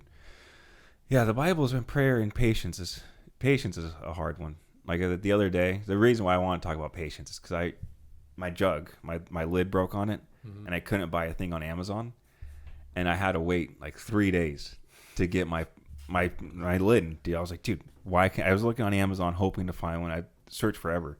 It's like there's none of these lids are gonna work for my thing, and so I had to bite the bullet and wait 3 days. The last time I was supposed to buy this lid like 2 months ago, but I didn't want to wait 3 days to get my shipment. I became very impatient because Amazon just fucked me over. No, you haven't fucked me over. I just got so used to Amazon. Everything coming immediately. You could order stuff from Walmart. It gets delivered by a drone the same day. So everything's almost instantaneous, and I had to wait. Yep. Wait for my lid to come in. My jug's leaking everywhere. Still use it, but still just leak. My lid pops off. And I still waited 2 months versus waiting the 3 days because I'd rather just not wait the 3 days for my piece to come in.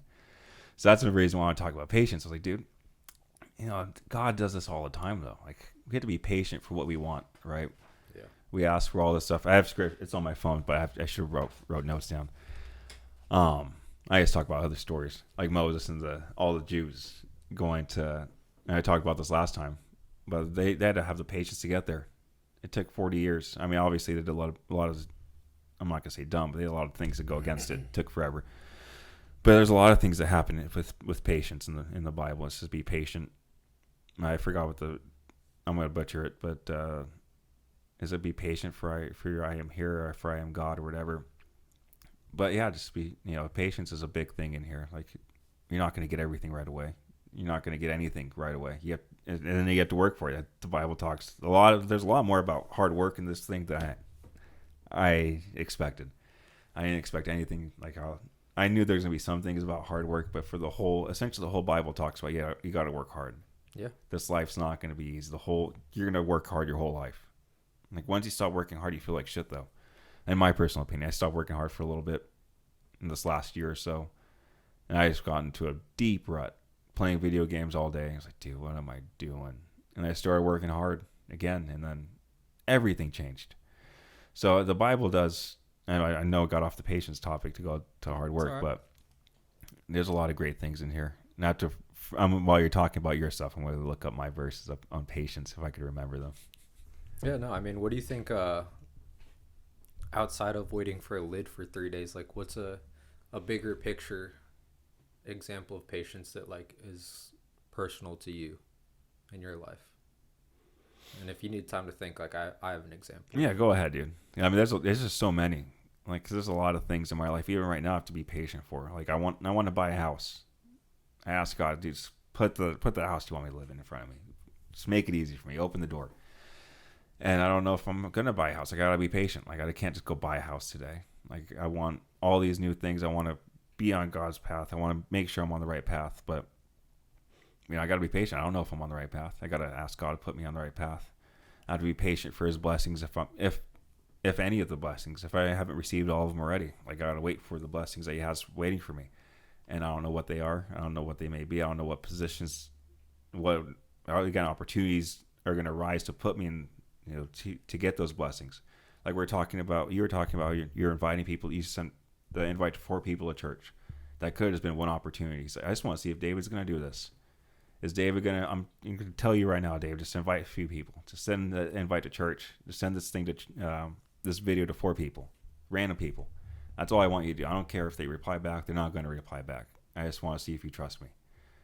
And I don't know where that went. Oh, yeah, the Jesus thing. But yeah, I go off on these rants, dude. Dude, it's all good. Like, you got to go where it takes you, because I've learned to stop running away from those, like, random distracting thoughts, like, both in conversation and in prayer. Like, I have a jumbled mind a lot. Mm-hmm. Like I get overwhelmed with different questions and thoughts all at the same time, and I try to remember it and put Mm-hmm. it in there. And when I pray, sometimes I'll be like distracted thinking about other things. Mm-hmm. And I've learned to stop running away from those thoughts, and instead I'll pray about those incoming Yeah. thoughts because maybe that's the calling to talk about it. Mm-hmm. And kind of goes back to how you pray is like once ask his will, thank him for the things I have and stuff, is I'd try to talk to him like a friend and like almost like a therapist in a way, like Mm-hmm. just not necessarily asking, but just leaving everything that I'm feeling at the foot of the cross. Mm-hmm. So do you view do you pray to Jesus, right? Yeah. So do you view Jesus more as a friend or more as like a father figure? I mean, God's the Father, Jesus. I mean, like, it's he's not my friend, I guess. That's such a like hard word to like put Yeah. because like he's not our buddy. Like our friends don't always, Mm-hmm. like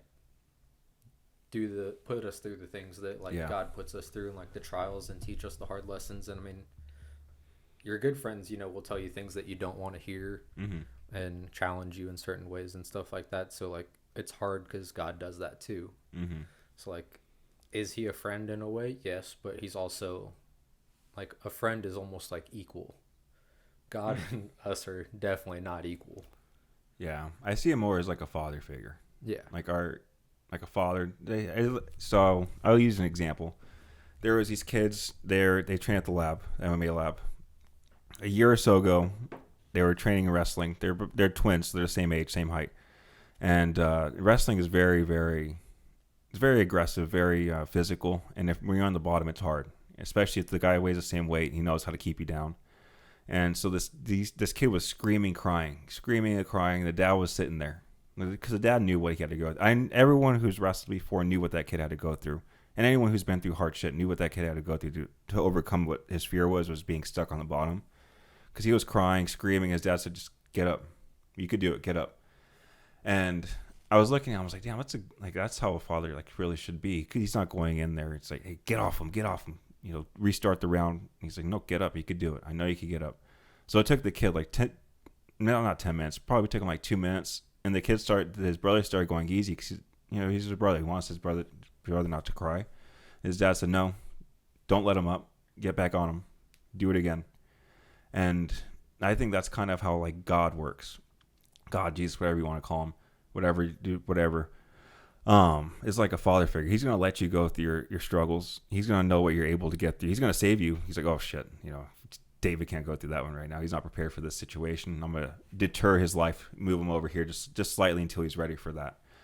And I think most of the time he's just gonna let us go through and learn what we gotta go through. But when he needs to help us up, he's gonna help us up. When we needs to take on our weight that we're carrying, he's going to pick it up and help us walk and get us to where we need to go. That's the kind of person thing I think of like God would be. And if you just I've never had a real father figure. I have a bunch of males in my life, but I study. Eventually I want to be a dad. So I study dads. I study the good ones I think that are good. I study the bad ones because I don't want to go down that bad path. And I think the good one, especially if you look in the Bible, like the way that they just talk about it, the way that you're going to go through trials and tribulations and all this stuff, but you're going to get through it on the other side if you just have faith in the Father, faith that he's going to help you through it if you need help. So that's more of like what I view of like God and Jesus and that sort. And they teach you to be patient. Yeah, and sometimes he defers us off those like things that we ask for or that we're not ready to go through because that's our time of patience and our faith and our trials. Mm-hmm. It's because, Dom, you're not ready to go through that. So you have to be patient in the now. Mm-hmm. And that now could be a day, could be a year, could be 5 years, 10 years. Mm-hmm. Yeah, that's why I do play the lottery every once in a while. When it gets to like over 200, I'm like, I'm just going to try it. But I just know deep down, like, I'm not ready for this. Like, God, if I were to get this, like, what would I do? Like, I say I do all these great things. I say I do all that. But would I really do all these things? I don't know. Maybe. but God knows. And if God knows that I'm not ready for that money, like then I'm just using the lottery as an example, because I know a lot of people play it. But if God doesn't think I'm ready for that money, like I don't know if I'm ready. I don't think I'm ready. I'm fucking 30 years old. Never had $1 million. Shoot, never had 100,000 in my fucking bank account, let alone hundreds of millions of dollars. Like how would I spend that? How would I blow it? Like I probably would blow it. Most people that win the lottery go broke. So, and that's just one of many examples. Like why am I not where I think I should be? Why I am where God thinks I should be? Well, maybe not. I don't know. That where I think I should be versus where God thinks I should be, I think is way off. Because I think Ed Milet said this. He said when you go to heaven, he said when you go to heaven, someone said this to him. God's gonna have the perfect version of you, the version of you that He thought that you should be, and then you coming up, the version that you created, I guess, by not following, by all your trials and tribulations. But God had this perfect being. If you did the right moves, if you instead of following the lust and the sin, this is who you could have been. This is the plan I had for you. Mm-hmm. And that's who you could have been. And he said that his goal is to be the closest person to that guy. He knows he's never going to be that guy, but he wants to be as close to that guy as possible. And I kind of take that on as well. I'm like, dude, that's a great way to look at that. Because imagine, the perfect person, the perfect plan is right there, and you're thousands of miles away from that person. You look at that guy, that could have been me. If I just made a few different decisions, that could have been me. And what if God shows you, this is a decision that could have brought you to the. This is one decision that you made, could have brought you here, but instead it took you over here. That would be probably one of the hardest things to deal with. And I try to, and when I get angry, I'm like, is this the perfect person? Does he want to get angry? And I have to think of it like as him, like as myself in the future. And again, you don't know who that perfect person is going to be. God has that plan for you. You just got to be patient, I guess, right? So do you think when you get to heaven, you'd care about that kind of thing? I think when I get to heaven, until I get in there, I probably will still have the same human desires, same human emotions until God takes that. Because I think once you get, to use it like as a metaphor, like the heaven's gates, I think they open up. And once you walk through, all the human desires that we have here, all the negativity, just basically all the negative things about human goes away. And you just keep all the positive aspects, all the love, all the caring. Pretty much like if you lived in Eden, everything would be perfect and bliss. You still got to work, still have to help keep the community good. But you don't have the sinful desires anymore. So I do think when you go to heaven, when let's just say God's a human, like God shows up in a human form, whatever kind of form you want him to show up in, and then he shows you this what your life could have been like. I talked about this in my first podcast, like if life was a video game and God showed at the end of your life, God showed you all your stats. He said this could have been your stats. These could have been like the positions you could have played, like Grand Theft Auto. You could have been president of Los Santos, but you chose just to be a criminal instead. And maybe he gives you options. Do you want to go relive life and try to do better and live the life I want you to have, or you could come in and just know that you didn't do that well. And I don't know. I'm just such a simple-minded little ant compared to God. Dude, I'm below an ant, dude. I am a microorganism compared to God, so I don't know shit. And this is just what I assumed. Dude. I just assume I would rather have it be like that, because then I'd want my stats to be good based off a video game, dude. I don't want to be no low-level person. Low-level people don't do well in video games, dude. They don't. You gotta level your character up. You gotta get them. You gotta get the stats up. You think of RuneScape, dude. You can't go in the wild. You can't go in the wild not having, at least archery or good hand-to-hand combat. You gotta build that up. You gotta go beat up some goblins. You gotta go do some missions. You gotta build up that strength, build all that up to get your stats up. And I want my stats to be as high as I can. Yeah. So I hope that's how it is. Who knows? Maybe you just die and God's like, hey, you believe in me? Come on, right? Well done, my good and faithful servant. Yeah, you did good. You could have done a little better, but I had a lot more plans for you, but you did good enough. You come in, What do you think hell is? Well, first, what do you think heaven is? And then what do you think hell is after that? Heaven's eternal life, getting to worship and praise God forever, living without sin, without the, worldly things that we feel. and heaven's an eternal fire of constant suffering. Hell. Or hell, that's Yeah. what I meant. Yeah, hell is an eternal fire with constant suffering. And I mean, have you gotten into Revelations yet at all? No, not yet. Dude, that's like, one, read Revelations out loud when you read it, even though Okay. you'll be by yourself, because somewhere it says you're supposed to hear the words too. Mm-hmm. But dude, Revelations, when I read that, like, I slowed down. Like, I had a certain pace throughout the Bible, and when I got to Revelations, I slowed down because I really wanted to like take in the words. And Mm-hmm. one, it made me, out of everything I read, it made me want to be 10 times better than everything I felt before. Mm-hmm. But it also made me like way more fearful of God and the other side of heaven, Mm-hmm. and not getting to go into that because it's scary, dude. It's terrifying, the descriptions that he gives and the way that he describes it, and you're stuck there forever. There is Mm-hmm. no second chances at that point. Like, that's it. Mm-hmm. What if you do go down there though, and what if, I mean, you might not even be down there, because what it's eternal suffering. Like we live in the heat, it's not bad. What's fire? You could stand the heat. Dante's Inferno is, hell is cold. Cold's much harder to deal with, at least for me. I like kind of Tupac's description of what hell would be like. You go through all the bad moments of your life over and over and over. The worst moments of your life, you just on repeat over and over and over and over again. And that would suck, dude. Like the worst absolute. If you think about the worst absolute moment of your life for eternity, that's hell. That's a living in an impoverished. Like a lot of these people that we see on the streets are living in essentially hell, dude. A hellish kind of lifestyle.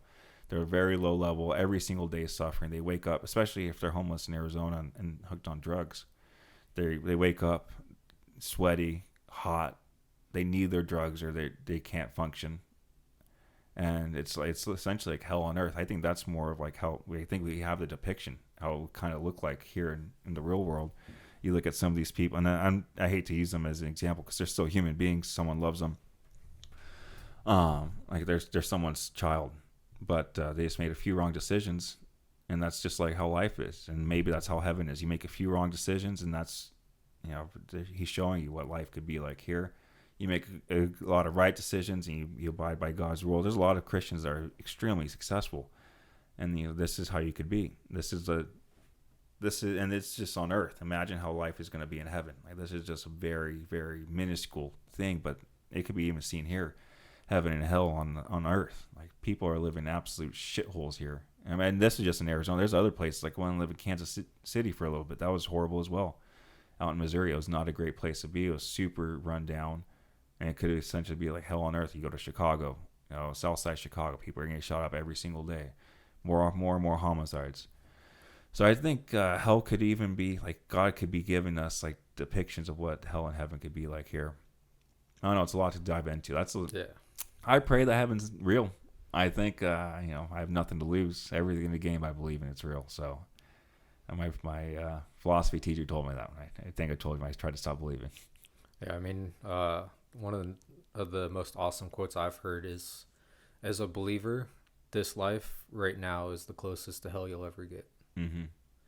And like, as a believer, like, I have so much peace and like gratitude and stuff. And like, obviously life isn't perfect. We all still have the stress, anxieties and stuff of the things that we deal with. But if this is the worst that it gets and it gets significantly better, like, No, I can't we imagine. can't even comprehend that. I can't even imagine it being miles above what we're currently living in. I agree. Like imagine like the best life now, the best life you could possibly imagine. And like I was telling you before, our best human we could ever create, like with all the genetic modifications we could do, still below God's feet. Yep. Still below everything, all his knowledge, all his strength, all his power. I think the same thing here. Like you could think of the best life you could possibly live on earth. All the freedoms are given, everything's taken away, no stresses, nothing. That's still the lowest of the lowest level of heaven. Exactly. Like it's unfathomable. And on the flip side, it's the lowest level of hell. Yeah. Dude, if this is the lowest level of hell, how much time you got left? I got to wrap it up here shortly. All right, yeah, I got to go to the bathroom anyways. So yeah, we'll wrap this up on that topic on if this is the lowest level of hell.